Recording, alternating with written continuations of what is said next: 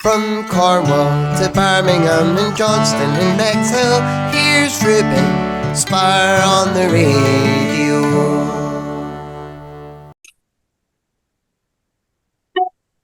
Hello to Jennifer Alvarado. How are you today? I'm great. Hope you are as well.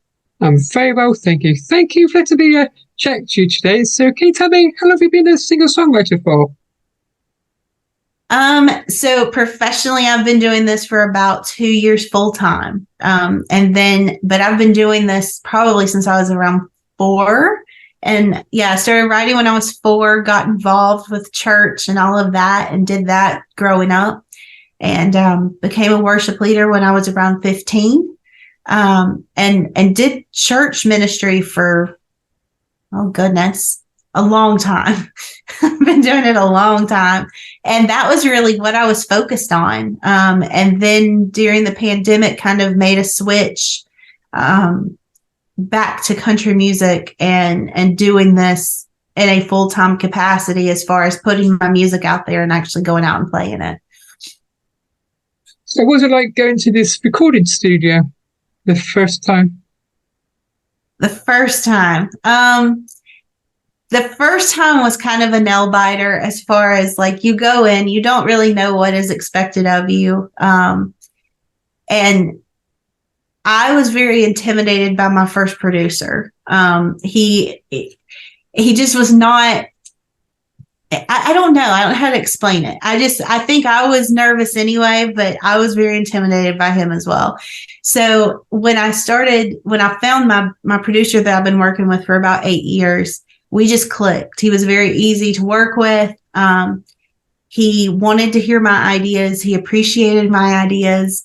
And so it gives you power. It gives you a sense of just feeling like, okay, I'm not an idiot. I can do this. So, yeah.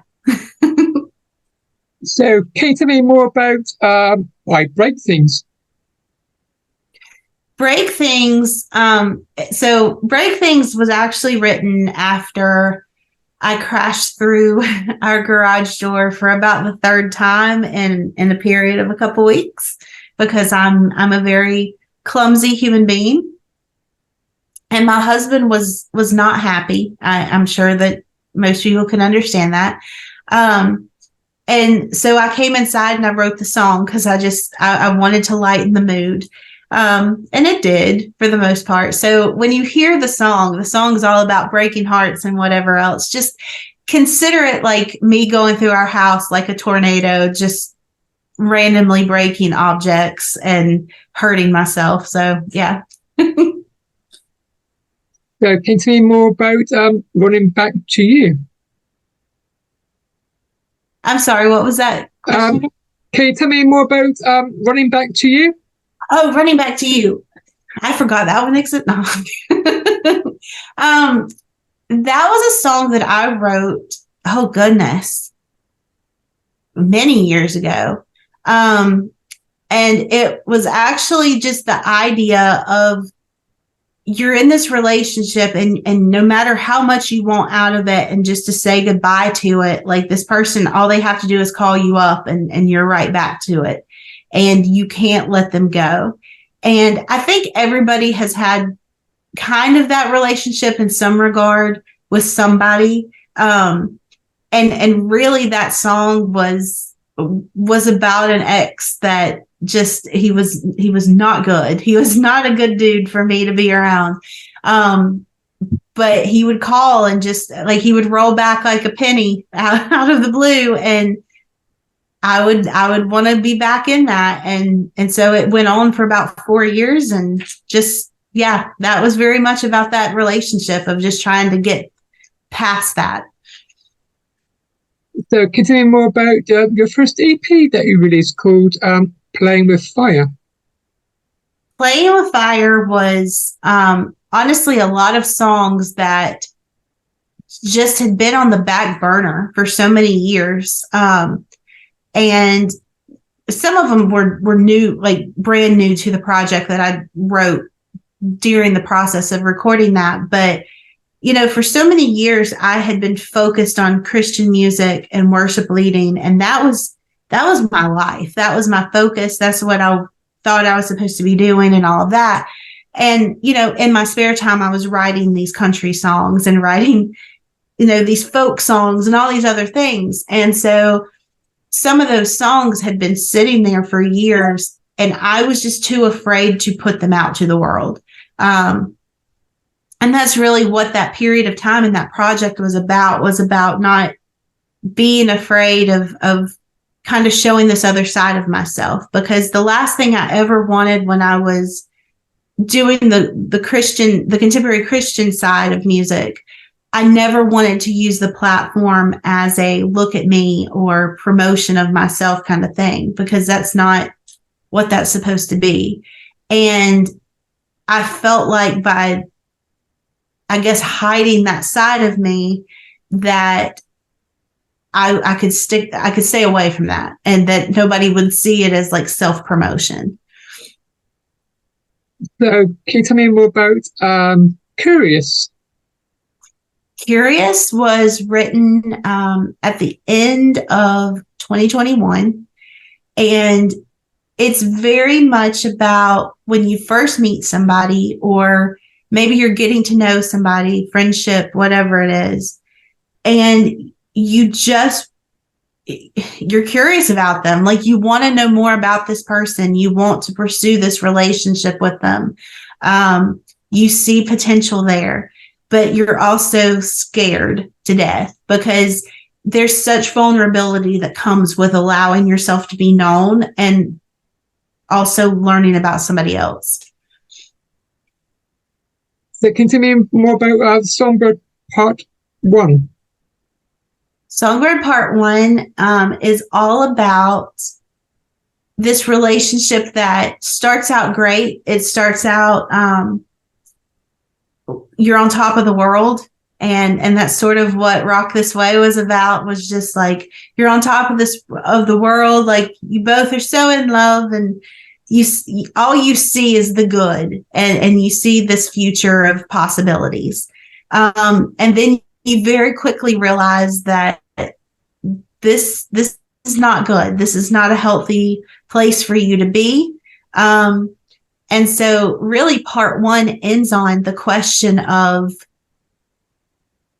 you end with questions where you're asking yourself, after all the hurt and all the pain, and this person's left your life, like, what did I do wrong? What if I would have done this? Like, all those things. But I ended Part 1 with, by this time next year, as sort of this thought of, in a year from now, this hurt is not going to feel this way. Like, you're going to be in a different place. All you have to do is keep going. And so I wanted to end that part with just that hope of keep going. Like, keep going out of your situation and realize that there's more to it. So can you tell me more about the award that you won for Catfish? Sure. So I won a World Songwriting Award for Catfish. And that means a lot to me. It means a lot that somebody else likes my songwriting style. And honestly, it kind of helps me see what works and what doesn't work, but also helps to sort of tell me, like, okay, maybe you're on the right path. Like, maybe there's some potential here. So again, keep going down this path. So can you tell me more about Trigger Warning? Yeah. So Trigger Warning was based around the idea of, in social media, especially when you're scrolling through, you see a trigger warning on something, if it is possibly going to cause emotional distress or something. And so my thought process was, what if when people walk into your life, on their forehead, there's a huge trigger warning that's like, okay, this person could potentially like cause you harm, cause you to evaluate everything about yourself. And so really that's where that song came from, was this idea of this person that has just sort of broken you down, and made you question everything about yourself, and just would it have changed anything to know that going in? So can you tell me more about the Silver Entertainer Award of the Year? Yeah. So Silver Entertainer of the Year, with the International Singer-Songwriter Awards was a huge honor, and mostly because I've only been doing this full time for the past 2.5 years. And for so long, I allowed my nerves, my performance anxiety, my own confidence, and lack of self-confidence. Like I remember going to my first like 2 or 3 hour show and thinking like, how am I going to play this? Like, how am I going to get through this? What if everybody hates me? You know, you have all those thoughts and questions. And now I go to play like a 2 hour, 3 hour show, and I'm like, oh, like you move right on past it. You get past it. And so honestly, winning that award kind of, it demonstrated to me what it means to like just throw yourself into all of it, and not trust yourself, but trust God to like carry you through that, and what is possible when you stop doubting yourself. So can you tell me, what is your favorite musical instrument that you got behind you there? Ooh, my favorite. Of the ones that are behind me, so probably the electric guitar right here. It's my favorite for sentimental reasons. Well, honestly, this one over here was my very first guitar. So that's the guitar I started on. I don't play it anymore. It's just run of the mill, like Fender out of the box, whatever. But I love that guitar. It was the first guitar I ever wrote with, so it's very memorable from that sense. But this one back here was one that I got when I was 17, I think. It was a present from my grandfather. And he's one of the ones that inspired me to do music. Growing up, he played several instruments. He played mandolin, banjo, guitar, bass. He played everything. Basically, if it had strings, he could play it. And so I grew up listening to him play and being taught, the importance of Fender guitars, and just he was very big about them. And I don't know. He's the one that got me into loving music and got me into loving, because he was also an artist. He did a lot of sculpture, like wood burnings and stuff like that, and carvings. And so he showed me the importance of just having that outlet of art and being an artist. So can you tell me more about Songbird Part 2? Songbird Part 2 is all about sort of pulling the rose-colored glasses off your eyes and realizing that you were not to blame for everything that happened with the deterioration and the toxicity of the relationship that you were in, and really just rebuild from that. And so Part 2 is all about sort of that self-reflection of owning what you can own, but also letting go of what you need to let go of to be able to continue on and be stronger.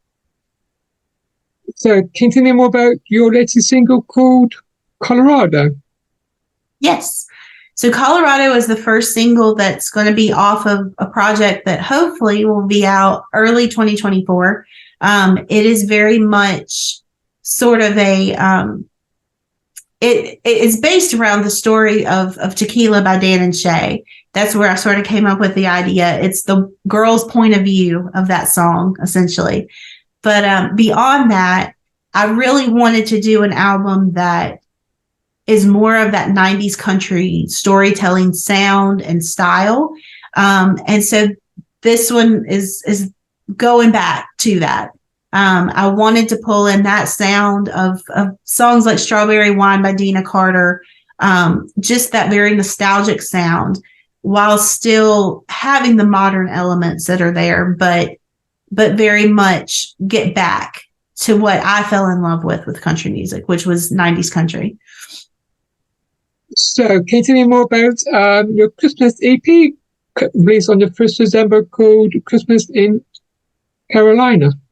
Yeah, so that'll be out December 1st. And it's one that I think when you get to a certain age, you start becoming very nostalgic about your childhood. And I've really wanted to write a song with Christmas in Carolina, especially, that was a nod back to growing up with my grandparents, having Christmas Eve at their house, and just remembering who they were, and the things that made Christmas so special, and just remembering, because I think as you as you get older, like, and become an adult, you forget the magic that was Christmas in a way, because all of a sudden you're responsible for the schedules, you're responsible for all the presents. Like, it's not just showing up and being there, like it was when you were a kid. And so I really wanted to just reflect back on that, like the magic of what it was. And I wanted this EP especially to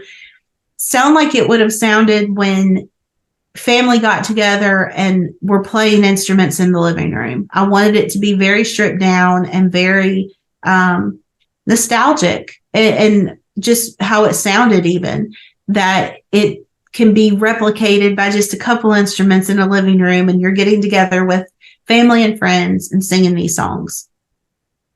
So have you got any holiday gigs coming up? Yes. So the next 3 weeks are pretty packed. And then I'm actually taking the last 2 weeks of December off, which I've never done and scares me tremendously, because I'm that person that just keeps going. But my husband asked for me to take those weeks off and just actually be present this year. And so that's what I'm going to do. I'm going to, other than church services, I'm going to be present. So last 2 weeks are just sort of, it's going to be an unwinding and spending a lot of time with family, and then also kind of planning for 2024, because I really want to be strategic with what I'm doing in 2024, as far as just making sure that what I'm doing has an end result and is working toward that end goal, instead of just, I think 2023 was sort of my year of seeing how much I could do as far as live shows before I just sort of burn out. And I don't want to burn out. So I'm going to strike that balance in 2024. So a bit of writing, a bit of big gigging. Yes. Yes. So Kate, finally, tell me, how's being an independent artist for you? Every day's different. You have those moments where you're like, yes, this is the life and this is great. And for the most part, it has been really great. But you do have those days of just having to figure out things that when you're on a record label or you have a team of people, you sort of don't worry about. But when you're an independent artist, you're responsible for your booking. You're responsible for creating the music, for getting it recorded, for going out and playing it, and then the marketing behind it and all of those things. And so you really have to know what you're doing, and you're going to mess up. Like you're going to have those days where you fall flat on your face and realize that you've made a mistake. And so you keep going. So I think it makes you more resilient. I think it is, if you look at it like a learning process and a journey that is specific to you, you'll have fun with it. But if you look at it like, I've got to know everything and be the best and all that, like, it can be pretty draining. And finally, can you tell me, listeners, where can they find you on social media? Yeah. So the first place I would check is my website, jenniferalvarado.com. It has links to all the other things. But for the most part, it's Jennifer Alvarado Music for Instagram, for Facebook. Yeah. So. Thank you for letting me chat to you today. Thank you. Thanks for having me on. And I wish you all the success. Thank you. Enjoy the rest of your day. I hope you do as well. Bye.